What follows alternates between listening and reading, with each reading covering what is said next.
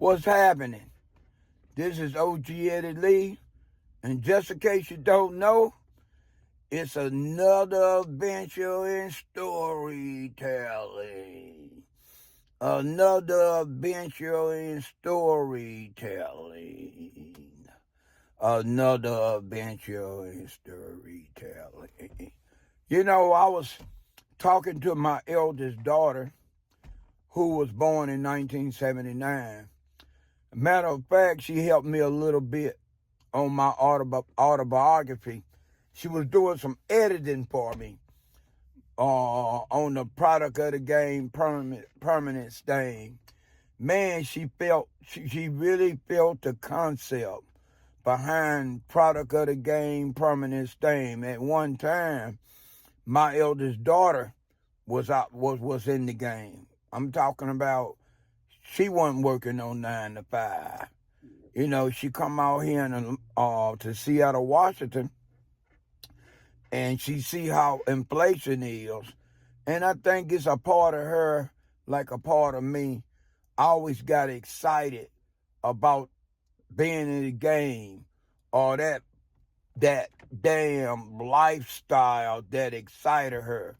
The idea of being able to make some quick money off the streets, even if it was a little bit more riskier for a woman to be out there putting in work versus a man. You know, my eldest daughter and my second eldest daughter, they got a lot of G in them. I could say my eldest daughter got a lot of her G mode from me, because it's nobody on her mother's side of the family that was in the game. They wasn't no hustlers. They was leeches, but they wasn't no hustlers. That's why I can say it faithfully and truthfully that if any hustle ability that my eldest daughter, showcased was in her nature by being linked to me. It was in her DNA. Matter of fact, we used to talk about the game, right? And how excited the game made us feel. It made her feel alive. And I could hear it in her tone of voice. And I saw it in her face when she was telling me about how she felt being able to hustle like that. And she would always tell me, Dad, you know it's a little risky on a woman being out there, but you know I got mines.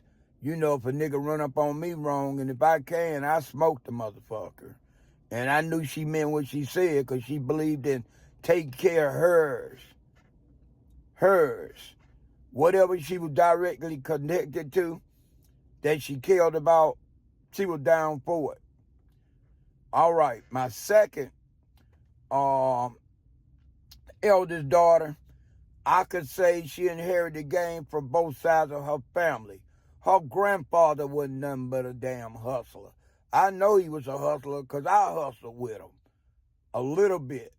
I never trusted him like that because I didn't want him to see that side of me, and he knew I had been incarcerated. But I hustled enough with him to know that he was a bona fide old school hustler.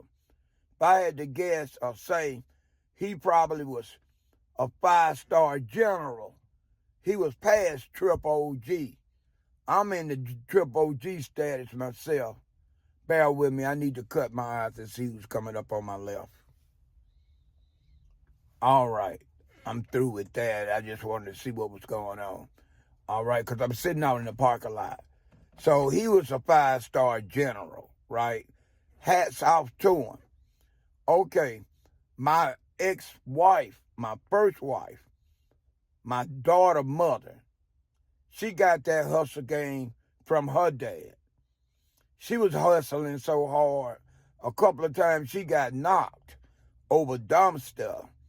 And I was like, look, babe, we need to we both got jobs.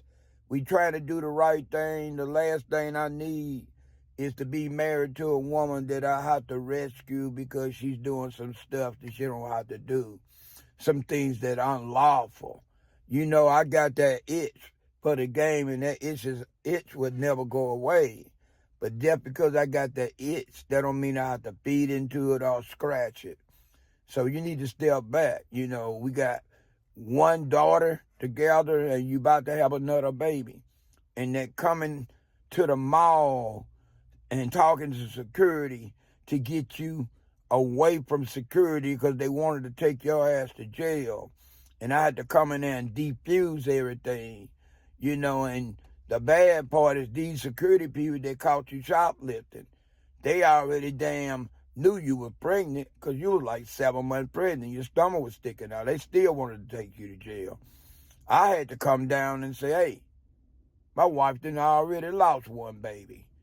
If something happened to this particular baby, because y'all got her all stressed out with all these goddamn questions that y'all asking her, got her all stressed to the point to where she can't think straight, thinking y'all gonna get her to admit or say some things she's not gonna say. You know, if something happened to my child, I'm definitely gonna smear y'all name. If I don't get paid legally from y'all, I'm gonna smear your name. It's just the way it's gonna be. All right, back to my eldest daughter. My eldest daughter was helping me, like I said, she was editing my autobiography. And she told me, Dad, you know, for what I've edited, while I've read on what you was doing when you was young and out in those streets, she said, it sound like to me you was earning stripes. I never looked at it like I was earning stripes. The way I looked at it as is, it wasn't no Mobile, Alabama when I was growing up from 1961. I would even go as far as say maybe 1990. I didn't know nothing about no gang activities. It wasn't no Crips, no Bloods, no Vice Lords, no Disciples, no kind of damn gang set tripping or gang-related activities back in my era and time in Mobile, Alabama. But I will say it was what they call turf wars. Turf war was when certain communities didn't want other people from other communities. It didn't matter if you were black, because right now everything I've been talking about basically been black. Down to every story I've told, the most basis of the story arrived from poverty, me interacting in black communities. So it wasn't no black communities in the surrounding area of Mobile at that time that had gang affiliations. They had turf wars. All right, you know, turf wars, it depends on who wanted to enforce it when they saw you in a community that you didn't belong to. It depends on how they wanted to handle it. A lot of times they try to distort you for money by saying you have to pay them to come over to the community. Or they might ask you, why are you over here?